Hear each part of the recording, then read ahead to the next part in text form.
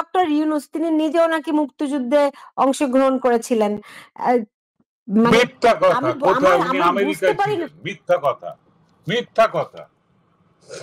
উনি পেন্টাগনের স্কলারশিপে পড়াশোনা করছিলেন আমেরিকার ওহাইওতে। পেন্টাগন স্কলারশিপ দেয় না, পেন্টাগন পোষে। পেন্টাগন ওদের আভাটার ক্রিয়েট করে এবং পয়সা দিয়ে সেই আভাটার ক্রিয়েট করেছে পেন্টাগন ডক্টর ইউনূসকে। এখানে তিনি বিয়ে করে সংসার করেছিলেন। আমেরিকার নাগরিকত্ব সম্ভবত তিনি নিয়েছেন বিয়ে করার মাধ্যমে। সো বড় বড় সবারই আছে, কিন্তু রিসেট বাটন টিপলে কোনো লাভ হবে না।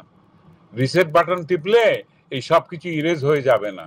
ওনাকে একবারই হোয়াইট হাউসে নিয়ে গিয়েছিলেন আমাদের যে স্থপতি, শিকাগোর যে স্থপতি, বাঙালি স্থপতি এফআর খান একবারের মতো তাকে বলে কয়ে, কারণ এফআর খানের বন্ধু, চেনা জানা, এই চলো আমাদের সঙ্গে ইয়েতে যাব, ওয়াশিংটনে উনি দরবার করতে গিয়েছিলেন বাংলাদেশের পক্ষে ওই একবার।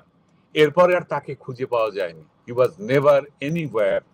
আমি কিছুদিন আগে একজন আমেরিকান চিকিৎসক, যিনি সেই সময় বাংলাদেশে 70 সালেই বাংলাদেশ কলেরা রিসার্চে ছিলেন, পরে 72 সালে আবার তিনি যান, কিন্তু 71 সালটা তিনি এখানে বাংলাদেশের পক্ষে জনমত সংগ্রহ করার জন্য ওয়াশিংটনে দেন দরবার করেছেন এবং আমেরিকার সব বড় বড় খবরের কাগজে তিনি লিখেছেন।